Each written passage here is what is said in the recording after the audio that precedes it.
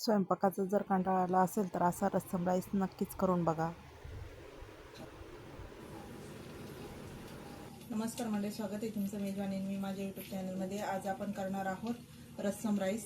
त्यासाठी इथे घेतलेत मी तांदूळ आणि तुरीची डाळ घेतली आहे. हे आपण आता थोडंसं भिजवून घेणार आहोत. घेतली आहे चिंच. रस्सम राईससाठी मेन चिंच लागते, तर त्यासाठी इथे मी चिंच भिजवून घेतली आहे. कुकरमध्ये तेल टाकायचं आहे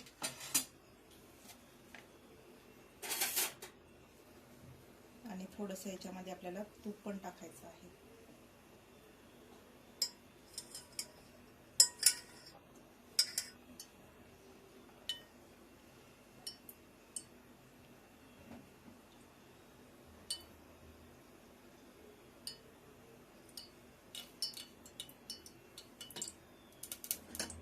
छान मिक्स करून घ्यायचं आहे दोन्ही, तूप आणि तेल.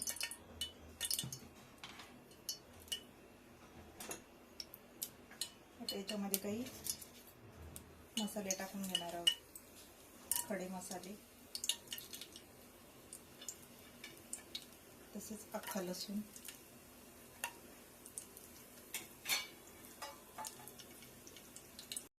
त्यात मोहरी टाकायची आहे, जिरं, ठेचलेला लसूण,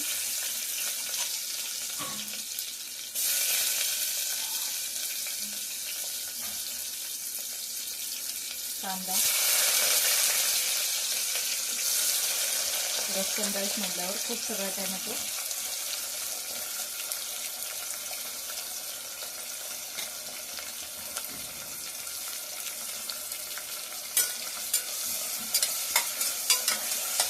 छान परतून घ्यायचं आहे.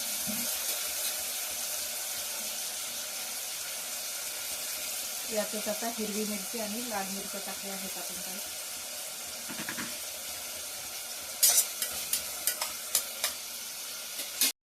आता कांदा टॅमॅटो आपलं छान असं झालं आहे. त्याच्यामध्ये लाल मिरची पावडर टाकणार आहोत आपण, हळद, थोडासा मसाला आहे इकडे,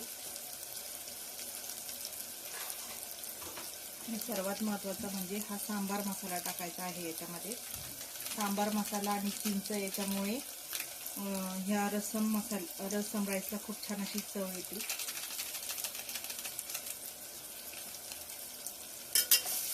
छान असं मिक्स करून घ्यायचं आहे.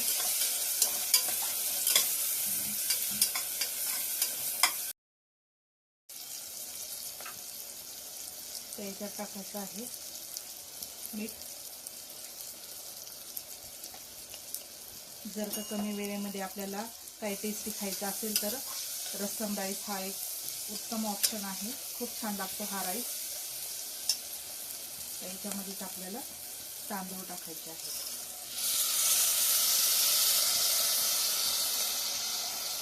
तांदूळ आणि डाळ आपण जी थोडीशी सोप करून घेतली ती याच्यामध्ये टाकायची आहे. छान एकदा याला परतून घ्यायचं आहे.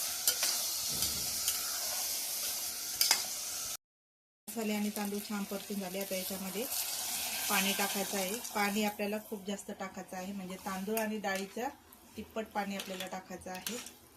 अजून थोडं पाणी टाकणार आहे मी. आणि याच्यामध्ये आपण चिंच भिजत घातली ती त्याचं पाणी देखील टाकायचं आहे. तर परत याच्यात थोडंसं पाणी टाकायचं आहे आपल्याला, बघू शकताय. आणि आता कुकरचं झाकण लावून याला 3-4 शिट्ट्या होऊ द्यायच्या आहेत.